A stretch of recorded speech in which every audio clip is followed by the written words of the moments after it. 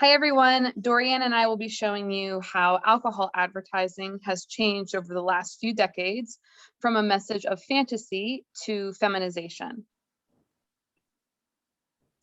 An image's ability to function as an advertisement lies in its potential to create a sense of fantasy. And as a fantasy, sex sells. Historically, women have been objectified in order to sell alcohol to heterosexual men. We see this in the strategies used by the alcohol industry. There is message strategy, which is focusing on what to say, and then there is creative strategy, which focuses on how to say it. We observe both being used, but are focusing primarily on the creative strategy in this first segment. Creative strategy produces fantasy, and we see fantasies of domestic servitude, sexual innocence and sexual prowess, and female possession. So our timeline starts at the end of the 19th century and into the first half of the 20th century. We see women being represented as domestic servants. In all of these images, the women are serving the man or men their beer with a smile on their face. The men are sitting, portrayed as doing more important activities such as conducting business, reading the newspaper, and repairing a mechanical object. The women are there simply to serve.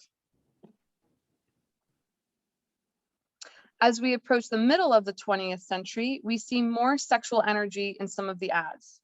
The energy is portrayed as innocence. Women are dressed in white, even a wedding dress in the left side image, implying virginity and innocence. They are portrayed as doe-eyed and dewy-skinned. The message of the middle ad writes, quote, wet, cold, and delicious, just the way you want your beer. But the creative strategy is the placement of the woman between two beers and her wet appearance in a swim cap and pool of water.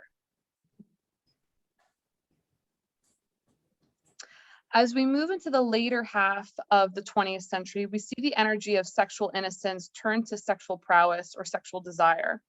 Women are seen with less clothing and more skin exposed. In the left-hand ad, Smirnoff's message writes, "Who made the orange more tempting than the apple?" implying a strong relation to the biblical story of Adam and Eve and the creation of sin.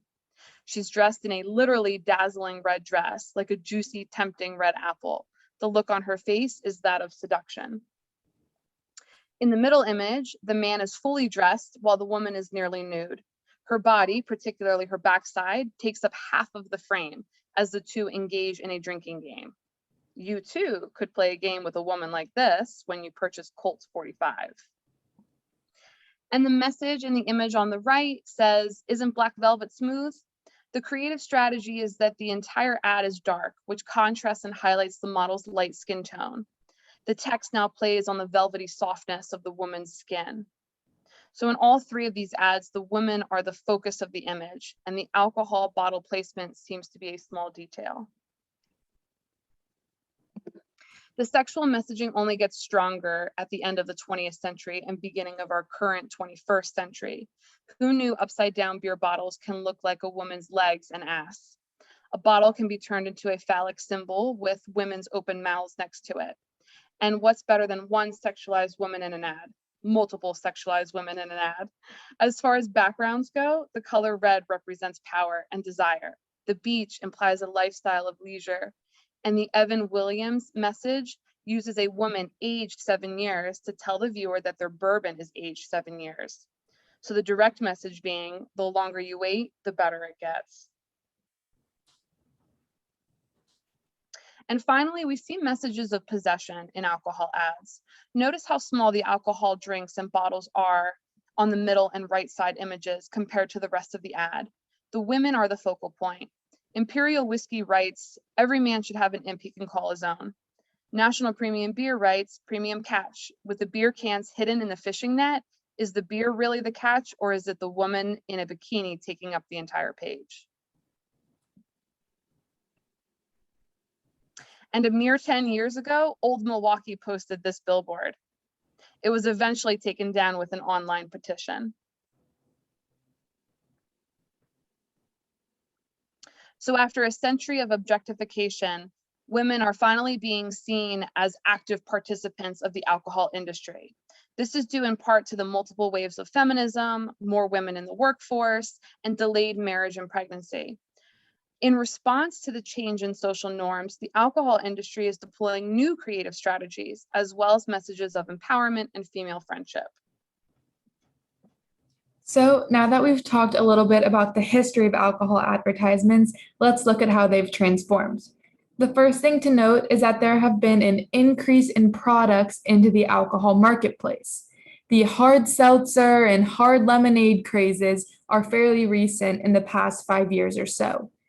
We're going to dive into a few of these brands and their advertisements further, but something to keep in mind is that these seltzer companies that we all know and love, White Claw, Truly, Mike's Hard Lemonade, are using colors, flavors, as well as specific labeling, like including calorie counts and grams of sugar to appeal more to women.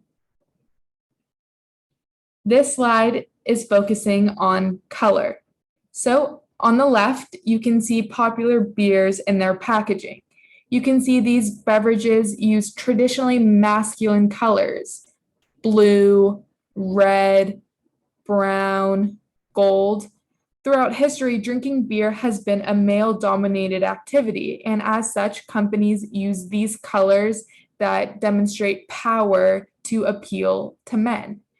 On the other hand, over on the right side, you can see packaging for hard seltzer beverages. You can see the use of pinks, light blues, light greens, orange. These are traditionally more feminine colors. You can also see the use of fruit imagery that is used to describe the flavors. This is not something that happens in beer advertisements. You typically don't see pictures of hops or barley. Here we have two different boxes. This is what you would see when you walked into a supermarket or a liquor store to purchase the products.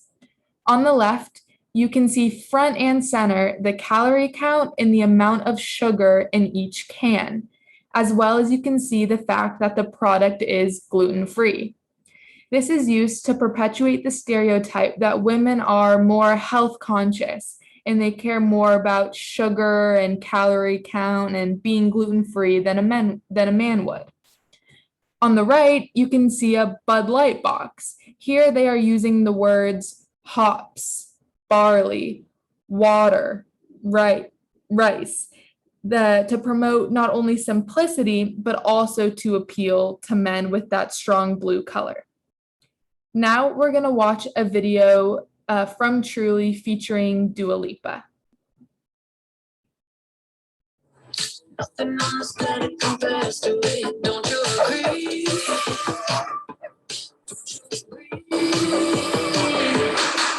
Lights out, follow the noise. Baby, keep on dancing like you ain't got a choice. Come on, come on, come on. Let's get physical. Let's get physical. No one is just one flavor. Oh! So in this ad, you can see that Truly uses the empowerment and female friendship concept that we discussed earlier. There were a lot of feminine images, her hairstyles, her hair clips, the colors of her outfits, the revealing tops, and even the activities she was doing, like yoga in high heels or walking her dog. I hope at the end you notice those adjectives that were popping up on the screen, like dog mom, pop star, bilingual. That was Truly's attempt at making Dua Lipa, who is an incredibly popular singer, relatable, saying, she can be just like you. She might be a pop star, but she also has a dog. She's bilingual. She's approachable. She's your friend. If you drink Truly, you can look just like her, be just like her, and live the same life as her. We're going to watch another ad. This one is for beer instead of hard seltzer and features Zoe Kravitz.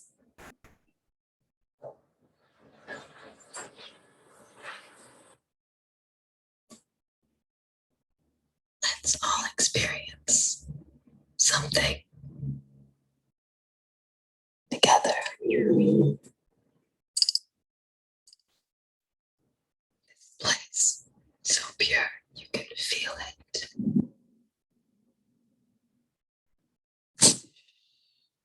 beer, so pure you can taste it.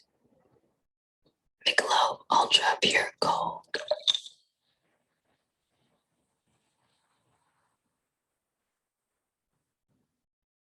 Beer in its organic form.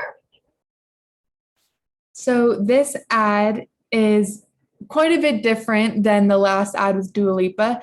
Dua Lipa's was upbeat, lots of bright colors. This was an ASMR ad, so it's appealing to the consumer in a different way through sound, but also with a lot of visual imagery like the relaxing water and the lakes. But it's important to note that it's a beer commercial, and as such, it does include a beautiful woman in a sort of revealing top.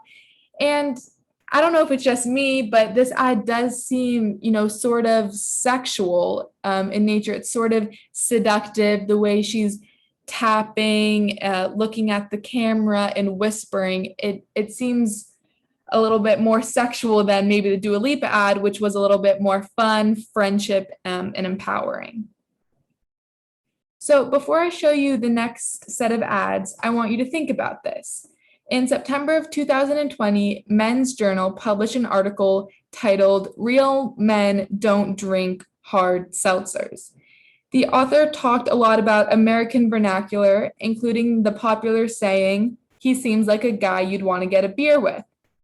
He followed these comments by stating, "No one, according to him, has ever said the saying, he seems like a guy you'd want to get a hard seltzer with."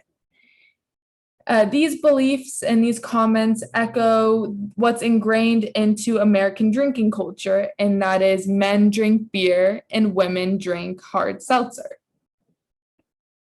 So here you can see White Claw's advertisements are much different than Truly's. The first thing you'll notice is that they are in black and white, except for the labels of the cans. And you'll also notice that they're more gender inclusive, showing both male and females. Using black and white instead of color could be considered White Claw's attempts at avoiding a masculine or feminine interpretation. Their goal is to be appealing to everyone, and their popularity among young drinkers supports this. Published in 2019, the Washington Post came out with an article talking about White Claw and their advertising.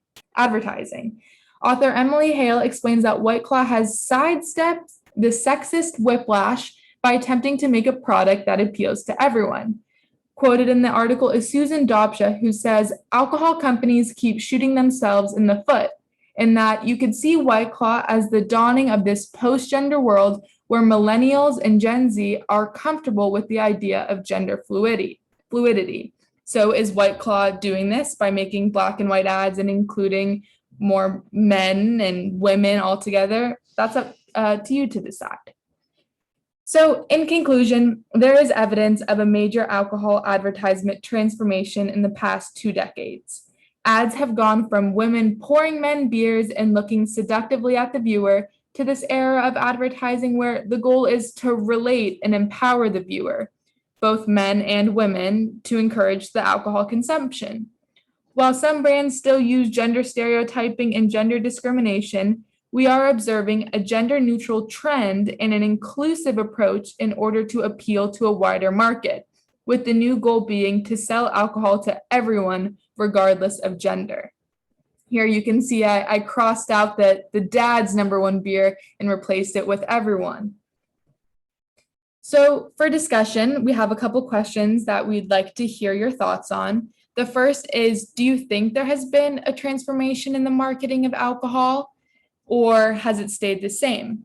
And if there has been a transformation, are these still based on gender stereotyping, or have we moved beyond that as a society?